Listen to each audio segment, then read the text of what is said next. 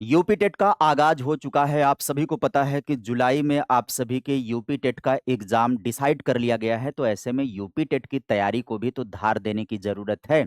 C TET में आपने बेहतर किया, आपका रिजल्ट अच्छा है, भगवान की कृपा आप पर बनी रहे। लेकिन अब आपको अगले दौर के लिए सोचना है कि हो सकता है कि उत्तर प्रदेश के अंदर चुनावी वर्ष के समय कुछ वैकेंसी भी देखने को मिल जाए। और वैकेंसी का जो पहला चरण होगा वो पात्रता परीक्षा यूपी टेट ही होगा। ऐसी संभावना भी हो सकती है कि यूपी टेट ही आपके लिए ज़रूरी रहे। तो यूपी टेट में भी क्वालीफाई करवाने के लिए हम सभी लोग कमर कस चुके हैं। एक और इस बार सेशन आप सभी को मिलेगा, परीक्षा से पहले परीक्षा आपकी होगी। 15 मिनट का ज़्यादा से ज़्यादा एक सेशन मैं दूँगा, जिसमें आपके प्रीवियस के पूछे गए सवाल के साथ-साथ उसका कॉन्सेप्ट भी क्लियर होता जाएगा। आज का जो टॉपिक हमने उठाया है वो बाल विकास की अवस्था में बाल्यावस्था को उठाया है। और बाल्यावस्था के उपनाम और उसकी महत्वपूर्ण विशेषताओं से संबंधित सवाल बनते हैं परीक्षा में, यूपी टेट में बहुत बार आए हुए हैं। तो आइए इस 10 मिनट के सेशन में, 12 मिनट के सेशन में हम सभी लोग एक टॉपिक को कंप्लीट कर लेते हैं। ये आपके लिए परीक्षा के लिए मारक साबित होगा। बाल्यावस्था को लेकर के बहुत सारा उपनाम पूछा जाता है परीक्षा में, आप सभी से पूछा जाता है। तो देखिए, एक तरीके से इस बाल्यावस्था को बोला जाता है जो शैशवावस्था और किशोरावस्था के बीच में एक ब्रिज का काम करता है, सेतु का काम करता है। इसके उपनाम के बारे में बात करें अगर हम, तो उपनाम, इसका पहला उपनाम निकल करके आता है जीवन का अनोखा काल, इसको कहा जाता है। सबसे महत्वपूर्ण उपनाम ये होता है। इस समय होने वाले परिवर्तन इतने तीव्र और विशिष्ट होते हैं कि जीवन का सबसे अनोखा काल इसको माना जाता है। संवेगों के विकास के दृष्टि से इसको अनोखा काल कोल एंड ब्रूस ने कहा है। ये बहुत प्रसिद्ध है, बार-बार ये सवाल आता है। तो सांवेगिक विकास के दृष्टि से अपने इमोशन पर यह कंट्रोल कर लेता है, भय, क्रोध, प्रेम, पीड़ा इत्यादि को नियंत्रित करना सीख जाता है। इसलिए इसको जीवन का अनोखा काल कहा जाता है। कोल एंड ब्रूस का नाम याद रखिएगा। दूसरा नाम याद रखिएगा, मिथ्या परिपक्वता का काल इसको कहा है किसने? रास के द्वारा इससे मिथ्या परिपक्वता का नाम दिया गया है। बाकी डिटेल है इसमें, आपको आप पीपीटी के माध्यम से पढ़ते भी जाएँगे। हम मूल-मूल बात बताएँगे कि मिथ्या परिपक्वता का पाल काल इसको किसने कहा है? रास के द्वारा यह दिया गया नाम है। एक नाम इसका निर्माणकारी काल इसको कहा जाता है, और निर्माणकारी काल कहने का काम किसने किया है? सिगमंड फ्रायड के द्वारा इसे निर्माणकारी काल कहा गया है, क्योंकि इस समय मूल प्रवृत्तियों का शोधन करके और बच्चे को बेहतर बनाया जा सकता है। अब आगे देखेंगे तो टोली या दल या समूह या गैंग एज इसको कहा जाता है। गैंग एज किसी मनोवैज्ञानिक के द्वारा दी गई अवस्था का नाम नहीं है। बच्चे इस उम्र में अकेले रहना पसंद नहीं करते हैं, समूह बनाते हैं। इस तरीके से मित्र बना करके खेलने का काम करते हैं, समूह में खेलना, समूह में पढ़ना ये पसंद करते हैं, इसलिए इसको गैंग एज के नाम से जाना जाता है। प्रतिद्वंदात्मक सामाजीकरण इसको किलपैट्रिक के द्वारा नाम दिया गया है। नाम याद रखिएगा, प्रतिद्वंदात्मक सामाजीकरण इसको किलपैट्रिक के द्वारा दिया गया है। सामाजिक नियमों को सीखने की प्रक्रिया प्रतिस्पर्धा के माध्यम से होती है, कंपटीशन के माध्यम से सामाजीकरण होता है इसका। अपने-अपने उम्र समूह में पढ़ाई में, अपने उम्र समूह में खेल में, अपने प्रत्येक मित्र से ये क्या करता है? कंपटीशन रखता है और उससे आगे निकलने की सोचता है। समूह में रहते हुए समूह के सारे मानदंड सीखना और उसके साथ एक दूसरे से कंपटीशन रखना, इसके माध्यम से सामाजीकरण होना, इसलिए प्रतिद्वंदात्मक सामाजीकरण इसको किलपैट्रिक के द्वारा दिया गया नाम है। प्राथमिक विद्यालय में प्रवेश की अवस्था अगर आपसे पूछे तो आप कहेंगे प्राथमिक विद्यालय में प्रवेश की अवस्था कौन-सी होती है? बाल्यावस्था होती है, जहाँ पर वो स्कूल में प्रवेश लेता है 6 वर्ष की अवस्था में। एक और महत्वपूर्ण नाम होता है इसका स्फूर्ति या स्मार्ट एज कहा जाता है इसको, चुस्ती की अवस्था कहा जाता है। इस आयु में बच्चे शारीरिक ऊर्जा से लैस होते हैं, लगातार सक्रिय होते हैं। दौड़ना, उछलना, कूदना, भागना ये इनकी प्रवृत्ति पाई जाती है, इसलिए इसको स्मार्ट एज भी कहा जाता है बाल्यावस्था को। एक और नाम होता है इसका डर्टी एज भी कहा जाता है इसको, गंदी अवस्था भी कहा जाता है।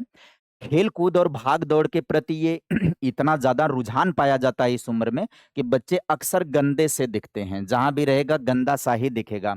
हम लोग भी अपने बचपन में ऐसे ही गंदे रहते थे, गोली-कंचा खेलते रहते थे, बताओ कहाँ पर निशाना लगाना है।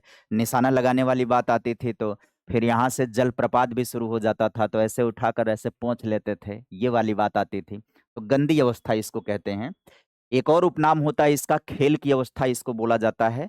प्ले एज या गेम की एज, गेम की अवस्था कौन-सी अवस्था होती है?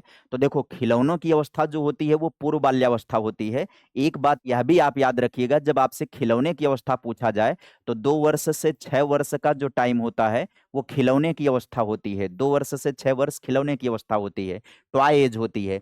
खेल की अवस्था जो होती है वो बाल्यावस्था होती है। इसे खिलौने की आयु से भ्रमित ना करें। इस बात का ध्यान रखें कि खेल की आयु बाल्यावस्था और खिलौने की आयु कौन-सी होगी, वो पूर्व बाल्यावस्था होती है, टॉय एज के नाम से उसको जानते हैं। मूर्त चिंतन की अवस्था इसको जीन पियाजे ने कहा है। बाल्यावस्था को जीन पियाजे क्या नाम देते हैं? तो जीन पियाजे इसको मूर्त अवस्था को बाल्यावस्था कहते हैं। 7 से 11 वर्ष का समय होता है। केवल उन वस्तुओं के ऊपर ये तार्किक चिंतन कर सकते हैं, जो उनके सामने प्रत्यक्ष रूप से मौजूद होती हैं, भौतिक रूप से मौजूद होती हैं, उन्हीं पर ये चिंतन करेंगे। संग्रह करने की प्रवृत्ति भी इस अवस्था को कहा जाता है। इस उम्र के बच्चों में चीज़ों को इकट्ठा करने का बहुत शौक होता है। वो कंचे हो गया, पुराने टिकट हो गया, रंगीन पत्थर हो गया, माचिस की डिब्बी हो गई, इन सब का कलेक्शन करते हैं। इस तरीके से हम लोगों ने भी बचपन में कलेक्शन किया है। ये चिकने-चिकने पत्थर जो मोरंग वाला बालू गिरता था लाल वाला, तो हम लोगों में कॉम्पिटिशन हो जाता था। बालू में हाथ डाल-डाल करके सामान उस चिकने पत्थर को ढूँढा जाता था। कई बार एक ही पत्थर 2 लोग पकड़ लेते थे, तो उसमें बहसबाजी होती थी कि छोड़ो बे पहले हम पकड़े हैं, वो कहता छोड़ो बे पहले हम पकड़े हैं, अंदर-अंदर निकोटना, हबोटना शुरू हो जाता था। इस तरीके से गोली कंचा, पुराने सिक्के हो गए, इस तरीके से टिकट हो गए, ये कलेक्शन इकट्ठा करना, ये प्रवृत्ति बिगड़ती है ना, तो चोरी करने की आदत का रूप ले लेती है। निरुद्देश्य भ्रमण की अवस्था भी इसी को कहा जाता है। इसके एक और उपनाम में आ जाता है बेमतलब के घूमने की अवस्था निरुद्देश्य भ्रमण की अवस्था होती है। बिना किसी विशेष काम के यहाँ-वहाँ घूमने की आदत विकसित हो जाती है और उनकी जिज्ञासा होती है दुनिया को एक्सप्लोर करने की, दुनिया के बारे में जानने की जिज्ञासा होती है। इस कारण से ये इधर-उधर घूमते हैं और ये इनका घूमना निरुद्देश्य होता है। अब इससे रिलेटेड जो सवाल आपके परीक्षा में पूछे जाते हैं, वो लगातार यूपी टेट में आने वाले सवाल हैं। बाल्यावस्था जीवन का अनोखा काल किसने कहा है? तो मैंने आपको बताया कि कोल एंड ब्रूस ने कहा, पीछे थ्योरी में आपने देखा है। मिथ्या परिपक्वता का काल इसे किसके द्वारा कहा गया है? शैशवावस्था, बाल्यावस्था, किशोरावस्था, प्रौढ़ावस्था। उत्तर आपका ऑप्शन के रूप में बाल्यावस्था निसंदेह पता हो जाएगा। यहाँ पर निम्न में से कौन-सा बाल्यावस्था का उपनाम नहीं है? ऐसा सवाल भी पूछ सकता है।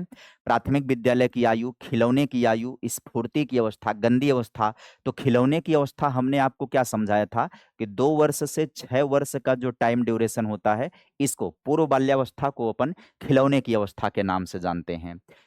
संग्रह करने की प्रवृत्ति अगर आपसे पूछे कौन-सी अवस्था होती है? विकल्प हैं बाल्यावस्था, शैशवावस्था, किशोरावस्था, इनमें से कौन-सी अवस्था होती है जिसमें बालक वस्तुओं का संग्रह करता हुआ पाया जाता है? कमेंट बॉक्स में जवाब दीजिएगा। बाल्यावस्था को प्रतिद्वंदात्मक सामाजीकरण किसके द्वारा कहा गया है? तो इसमें फ्रायड हैं, किलपैट्रिक हैं, पियाजे हैं, हर्लॉक हैं। अभी पीछे हम लोगों ने थ्योरी के अंतर्गत इस बात को बताया। आप कमेंट बॉक्स में इस क्वेश्चन का उत्तर लिख कर के बताइएगा। टोली या दल या समूह में रहने की अवस्था कौन-सी होती है? 2 से 5 होती है, 6 से 12 होती है, 12 से 18, 18 से। तो आप सभी को पता है कि 6 से 12 को बाल्यावस्था के नाम से जाना जाता है। टोली या दल में रहने की अवस्था कौन-सी होती है? वो होती है 6 से 12 वर्ष की अवस्था होती है। नेक्स्ट क्वेश्चन जो ये लगातार आए हुए हैं, ये विभिन्न पात्रता परीक्षाओं में यूपी टेट में और अन्य पात्रता परीक्षाओं में पूछे गए सवाल हैं।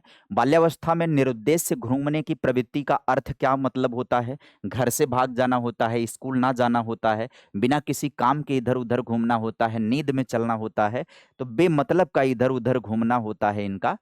फ्रायड के अनुसार बाल्यावस्था व्यक्तित्व के लिए कौन-सा काल माना जाता है? जब फ्रायड के अकॉर्डिंग बात करेंगे, तो फ्रायड यहाँ पर विनाशकारी काल कहता है, निर्माणकारी कहता है, संघर्ष का काल कहता है, सुप्त काल कहता है। तो यहाँ पर मुझे लग रहा है कि यहाँ पर अंडरस्टैंडिंग में थोड़ा-सा गड़बड़ हो गया क्वेश्चन में, कोई नहीं, आप कमेंट बॉक्स में जवाब दीजिएगा।